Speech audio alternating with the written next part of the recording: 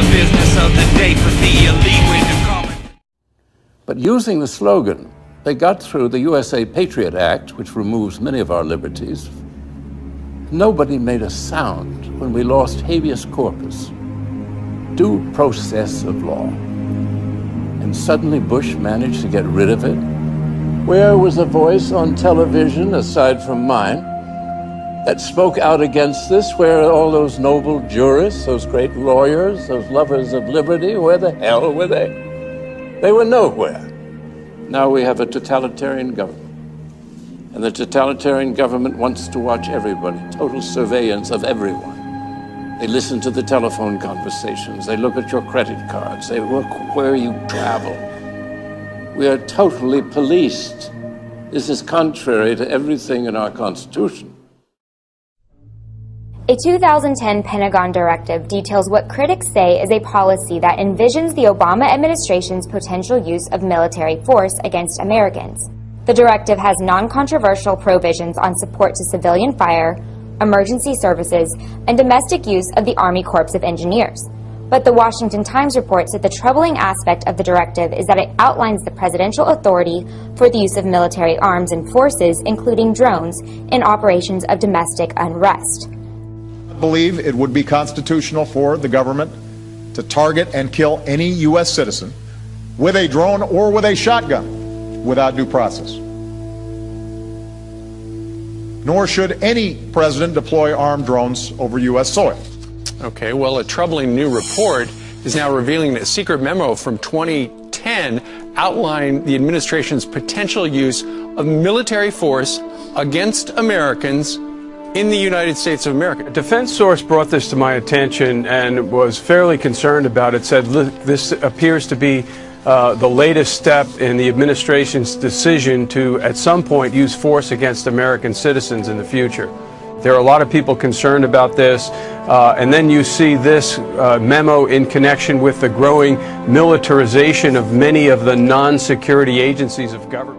In Connecticut, tens of thousands of residents have failed to comply with a new law that requires gun owners to register all military-style rifles with the state. In response to the Sandy Hook school shooting that resulted in 26 fatalities, Connecticut passed one of the strongest gun control measures in the nation.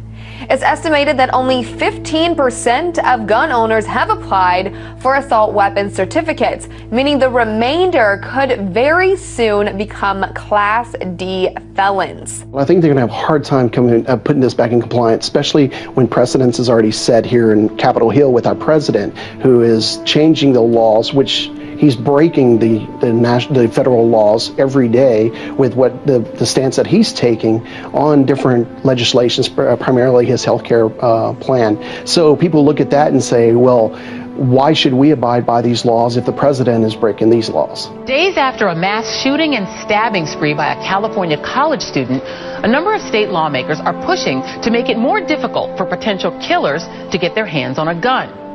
In California, state lawmakers are now considering a bill called Assembly Bill 1014.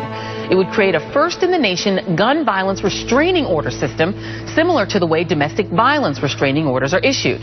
If granted, police could then temporarily seize any firearms the person already owned and add their name to a list of people prohibited from purchasing weapons. Tanks, guns, armor, all tried and tested on the battlefield. Now some of it is here in central Indiana on our streets, being used to keep us safe. It's surplus military hardware that's found a new home. Fox 59's Russ McQuaid tonight shows us how some of our local police departments are now armed for war.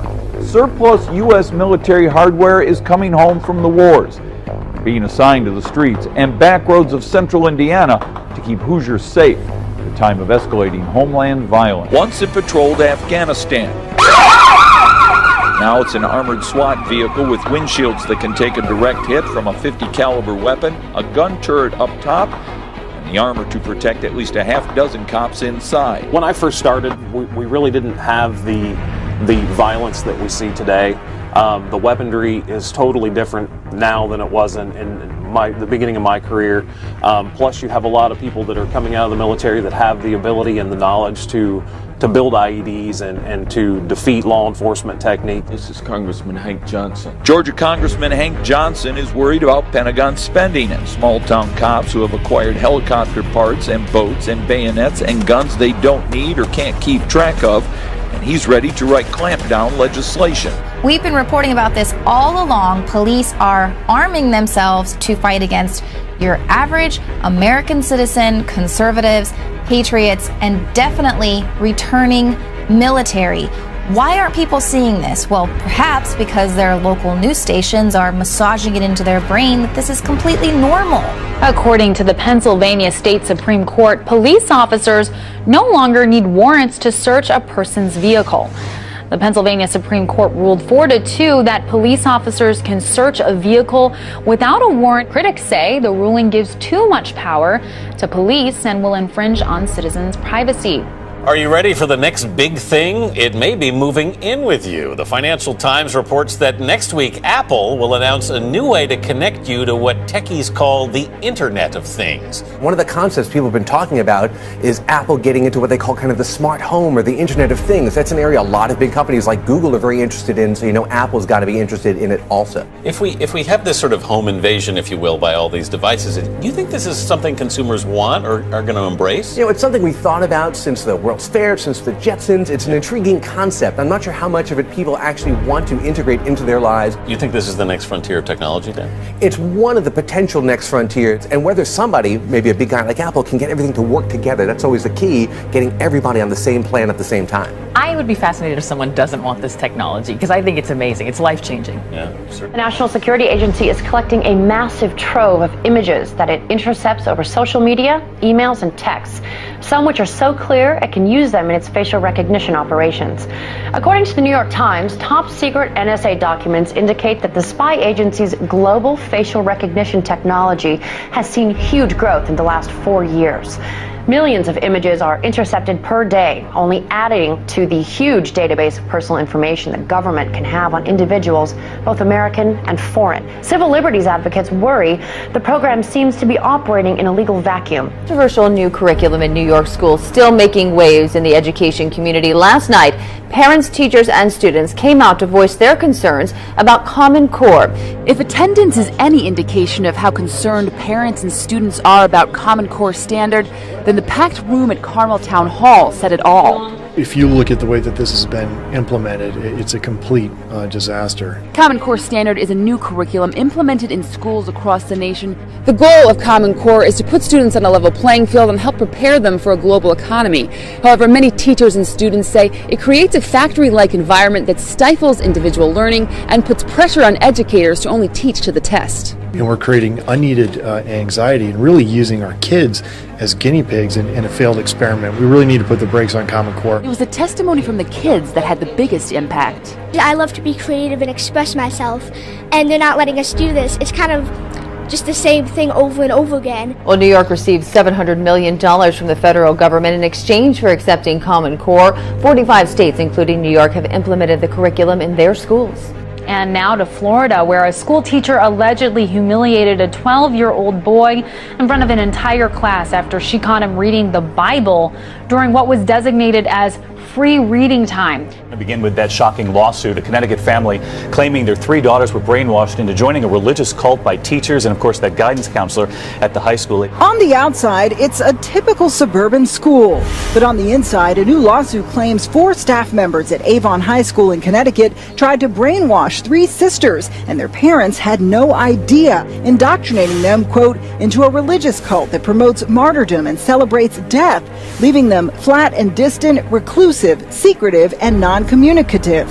Adding, they began speaking in a bizarre new language and cut off all of their communications with the family. This case strikes at the heart of the First Amendment. It's absurd. Why don't you have me arrested? Why don't we do that as a civics lesson? A nice First Amendment lesson, right? It's absurd, but everybody's playing around about what the content of this is. Nobody's talking about censoring the book. Nobody's talking about banning the book or burning the book or anything. Would you please be respectful of the other people? Like you're respectful of my daughter, right, and my children. That you had that you put this book out with the. Why don't we read the notice that was put out? Why do we have to? Would anyone else like to speak? Because I violated 2-minute rule. Would anyone else like to be recognized? There's somebody in the back. This is ridiculous. You're in the tail front. I'm sorry. Tail front. Can you take traffic? Wipers.